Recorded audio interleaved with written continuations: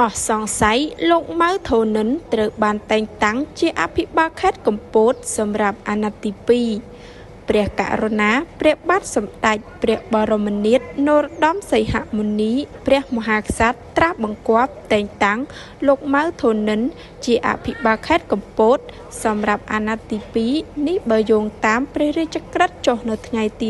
27ខែវិច្ឆិកាឆ្នាំ2025ការបិទធ្លាយព្រះរាជក្រឹត្យតែងតាំងលោកម៉ៅធូនិនសម្រាប់អាណត្តិទី2ត្រូវភ្លេចឮព័ត៌មានថាលោកនឹងត្រូវទៅកាន់អភិបាលខេត្តស្វាយរៀង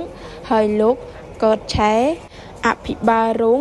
ឡើងកាន់តំណែងអភិបាលខេត្តពេលនេះអ្វីត្រូវបានបញ្ជាក់ហើយគឺនៅក្នុងតំណែងអភិបាលខេត្តកំពតបន្តលោកម៉ៅធូនិនបានផ្លាស់ពីខេត្តពោធិ៍សាត់មកគ្រប់គ្រងខេត្តកំពតនៅឆ្នាំ